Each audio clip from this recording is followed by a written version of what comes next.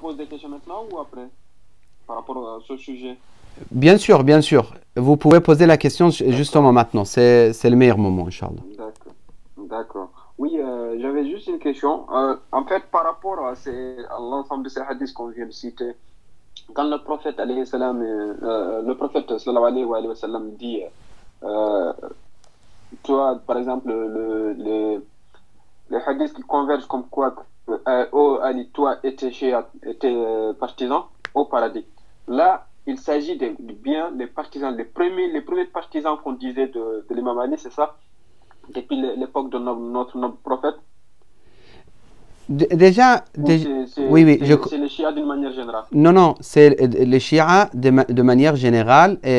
Chacun, il a sa place, normalement, de notre point de vue, dans l'école de Ahlul Bayt, par rapport à ses connaissances et sa fidélité à l'égard de l'imam et de Ahlul Bayt, alayhimus salam. Donc, et justement, notre échange de l'éthique, si Allah nous donne la vie, et ça sera sur la question de aql, de la raison, ou l'intelligence. En tout cas, je ne vais pas traduire, on va dire l'aql, parce que la traduction de aql aussi, il y a des divergences. Mais chaque chiite, il a un certain maqam, degré chez Allah subhanahu wa ta'ala, par rapport à ce qu'il a appris, son niveau de connaissance et son niveau de également amour pour Ahlul Bayt alayhimus salam, et son niveau de pratique et application de ce que Ahlul Bayt ont ordonné. On a des hadiths qui mettent en cause beaucoup de chiites. Aujourd'hui, il y a beaucoup de personnes qui vont te dire je suis chiite, mais ils n'ont rien à voir avec le chiisme. Pourquoi? Parce qu'on a des hadiths qui définissent les qualités d'un chiite. C'est très très difficile d'être un vrai chiite. Quand on dit un vrai chiite, c'est très très difficile à pratiquer et à être à la hauteur. Mais en général, quand on dit anta wa shi'atuk, ça veut dire en général, mais chacun sa place par rapport à son maqam. Par contre, ta question m'a rappelé quelque chose que j'aimerais bien modifier. Quand on a parlé des 4 premières personnes qui vont rentrer au paradis, vous vous rappelez, on a dit notre noble prophète Ali ibn Abi Talib et Hassan et Hussein. Il faut modifier quelque chose, mais où est-elle Fatima alayhi salam dans ce cas-là? Si on se pose cette question, et c'est logique de poser cette question, parce que nous, dans le hadith al-Kissa, on voit quelle place Fatima alayhi salam elle occupe. Ici, il faut savoir qu'on n'est pas en train de, quand il dit les 4 premiers, ça ne veut pas dire que les autres qui vont rentrer après, ils sont moins importants. Parce que dans l'islam, dans la vision islamique, par exemple, Imam al-Mahdi et les autres imams, avec l'imam al-Hussein alayhi salam, ils sont tous de la même lumière.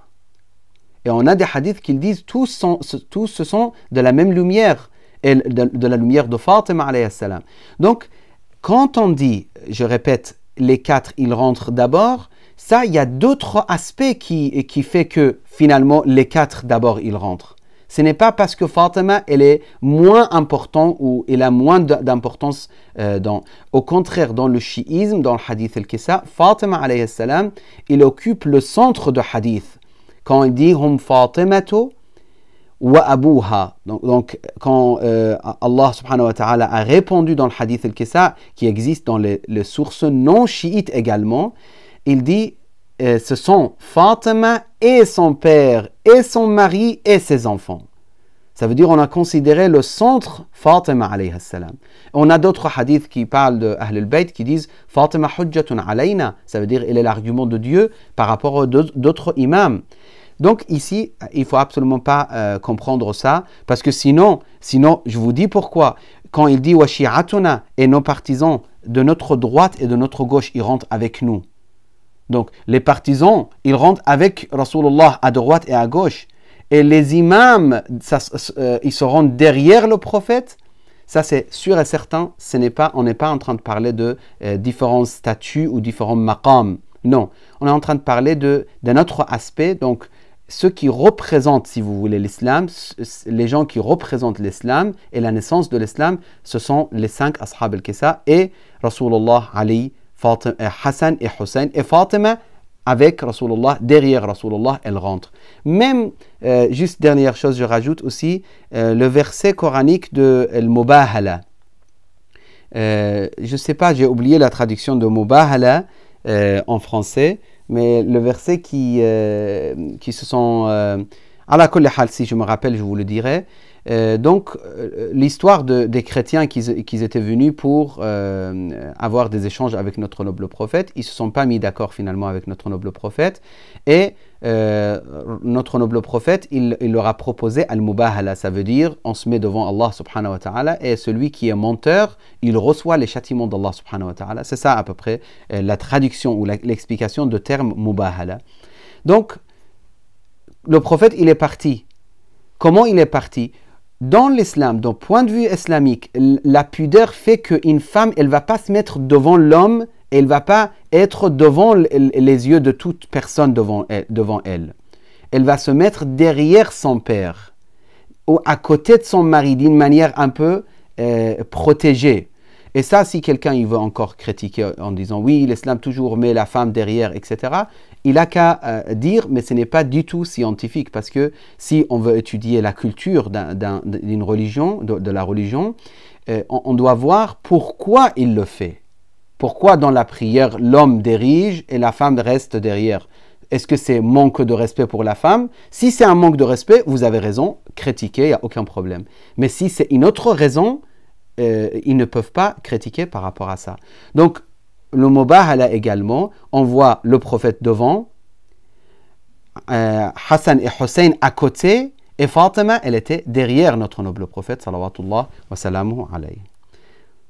J'espère que j'ai répondu, Adama, à ta question. Oui, effectivement. Désolé, c'était long. Oui, je vous écoute, cher frère, si vous avez d'autres questions. Salam alaikum. Alaykum assalam wa rahmatullah, Sam. Comment ça va? Ça va très bien, toi. Alhamdulillah. Merci beaucoup. Moi, j'ai une question parce que j'ai rencontré beaucoup de sunnites qui critiquent beaucoup le chiisme, qui me disent beaucoup de choses qui sont égarées. Qui me disent, vous les chiites, vous adorez Ali, vous les chiites, vous faites la prière comme ça. Donc moi, je me posais la question, pourquoi si on a toutes ces preuves, tous ces hadiths qui sont très clairs par rapport à la famille, Ahlul Bayt, tout ça, pourquoi les savants sunnites, ils sont pas chiites justement, et pourquoi les gens ils ont tant de clichés et tant de haine envers le chiisme? Tu sais, Sam, merci beaucoup pour ta question. En fait, il y a plusieurs choses à dire. Première chose, l'ignorance, c'est notre ennemi depuis toujours. Il ne faut pas croire que les savants des autres écoles, ils savent en détail l'histoire de l'islam. Non, ce n'est pas vrai. Ils ne savent pas. Parfois, comment je sais qu'ils ne savent pas? Parce que parfois, on leur pose une question très simple de l'histoire.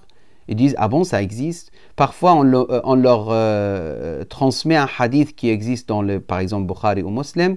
Ils disent, non, ça n'existe pas. Ou ils ne le reconnaissent pas. Ou ils disent, non, mais il faut voir l'interprétation. Mais ils sont choqués de hadith parce qu'ils n'avaient jamais fait attention à ce hadith.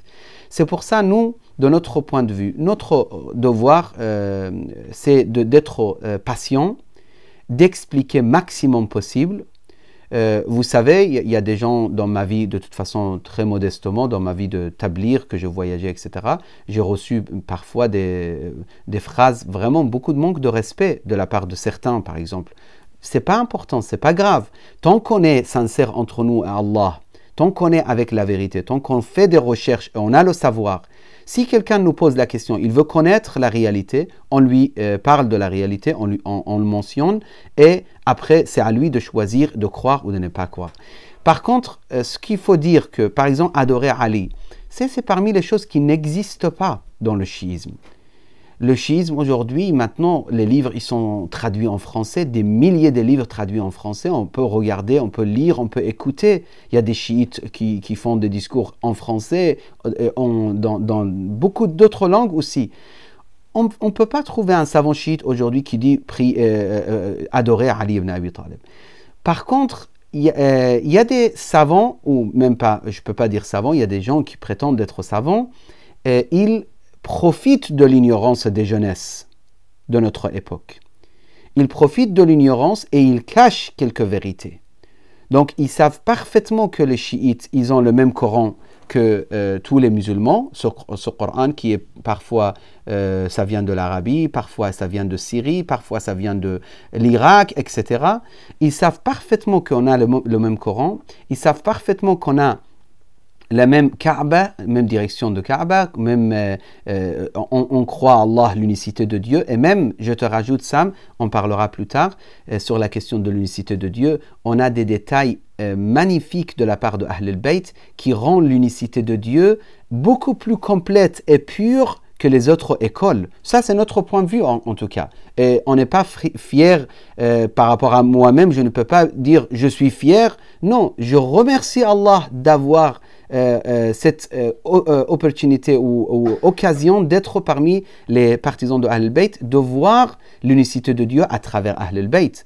Donc je remercie Allah. Et s'il n'y avait pas la bénédiction d'Allah, la générosité d'Allah, aujourd'hui j'étais parmi les ignorants également. Inch'Allah, on essaye d'améliorer également. Donc, pour les frères qui te parlent de cette façon, nous, tout ce qu'on peut dire, c'est qu'il faut essayer d'augmenter leur savoir, niveau de savoir, et il ne faut pas attendre des changements radicaux chez eux, malheureusement, parce qu'il y a beaucoup qui sont ou ignorants, ou ils ont des buts finalement de ne pas voir la vérité ou de ne pas connaître la vérité. Notre devoir, c'est la patience, c'est le savoir, transmettre le savoir. S'ils veulent des livres, on leur donne des livres. S'ils posent des questions, on leur donne les réponses. Autrement, on va pas sensibiliser les choses. Si vous voulez, voilà, c'est la vérité. Si vous voulez pas. Avant, moi, personnellement, Sam, je pensais qu'il faut courir après eux, il faut expliquer, etc. Je trouve aujourd'hui, non. S'ils ont des questions, il faut être très généreux, très patient et leur donner la réponse.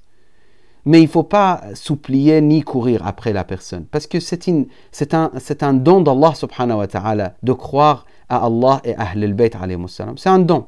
C'est notre point de vue. Parce que tu vas croire à Allah comme il faut croire. Parce que dans les autres écoles, par exemple, l'unicité, on parle de Dieu, mais en même temps, on parle des pieds et des yeux et des mains. Il dit, il a des mains, mais pas comme les nôtres. Il a des pieds, mais pas comme les nôtres. Dans l'école de Ahl al-Bayt, on dit, Laysa kamithlihi shay. Rien n'est comparable avec Allah. On ne peut même pas imaginer ni des yeux, ni de visage, ni rien pour Allah. Donc tout ça, c'est des dons, ça c'est des cadeaux d'Allah subhanahu wa ta'ala qui nous a fait connaître Ahl al-Bayt pour connaître Allah finalement. Oui, les chers frères, je vous écoute, Inch'Allah. Merci beaucoup. Mais de rien, Sam. Salam alaikum. Alaykum assalam wa rahmatullah, cher frère Ali. Merci beaucoup pour l'intervention à la question du frère Sam. Oui. Et, je l'ai fait pour voilà, donner plus d'arguments au frère Sam lorsqu'il est confronté à ce genre à nos frères quoi, qui ont la langue très critique vis-à-vis de nous. En fait, voilà, c'est comme vous avez très bien résumé ce qu'il faut et c'est bien comme l'a dit cher Mustafa, on a le même Coran. On a les mêmes piliers, on prie dans la même direction, on fait le même nombre de salades, le même nombre de rakas, on récite les mêmes choses, donc on suit la même religion, donc ça c'est indéniable, il y a pas photo, mais voilà, on a des interprétations différentes. Un sunnite, moi depuis que j'ai découvert Ahl al-Bayt, c'est simple, comment je différencie les deux principaux courants. C'est un sunnite qui suit l'islam, donc, mais c'est donc il suit l'islam, le prophète Mohammed, les enseignements de l'islam du prophète Mohammed, mais selon les califes du pouvoir, les savants du pouvoir. Comme aujourd'hui, on a le pouvoir d'aujourd'hui qui dirige, et il dit ce qu'il a envie de dire, et il publie les informations qu'il publie. Exactement. Exactement. Et il y a une majorité qui dit Amin. Exactement. Et on sait très bien. Des gens qui recherchent la vérité, la vraie, et ils sont minoritaires, mais ils ont une certaine qualité, mais ils ne représentent pas la quantité. Donc, pour reprendre, voilà un sunnite, donc qui se prétend de l'islam de Mohammed, mais c'est selon les califes du pouvoir ou les savants du pouvoir. C'est kiff quoi. Un chiite, donc il se définit aussi donc musulman, qui suit le prophète et l'enseignement de l'islam selon le prophète, mais pas par rapport aux califes et savants du pouvoir, par rapport à la famille du prophète. Voilà, c'est ce qui donne des interprétations totalement différentes et Tout à fait. on le voit encore aujourd'hui. Tout à fait. Mais voilà, c'est sans rentrer dans plus voilà, de choses qui peuvent être amenées à des conflits, tout ça. Voilà, il faut juste rappeler les choses sereinement, comme ça. Moi, voilà, vous avez choisi votre camp. Vous choisissez l'islam selon des gens du pouvoir, selon des savants, voilà, que vous estimez, voilà, très bien. Tout à fait. Nous, Tout à fait. c'est la famille. La famille, c'est tout. Vous savez, je vous remercie pour ce que vous avez rajouté, Ahsant Ali. Vous savez, rapidement, très rapidement, comme ça, s'il y a d'autres questions, sinon vous prenez une pause, Inch'Allah. Il faut savoir une réalité. Moi, je pensais, auparavant, je disais, petit à petit, l'ignorance, ça va se disparaître. Et que la plupart des gens, ils vont voir la vérité. Parce que de toute façon, il y a des développements au niveau académique, des recherches, etc. Mais ce n'est pas vraiment le cas.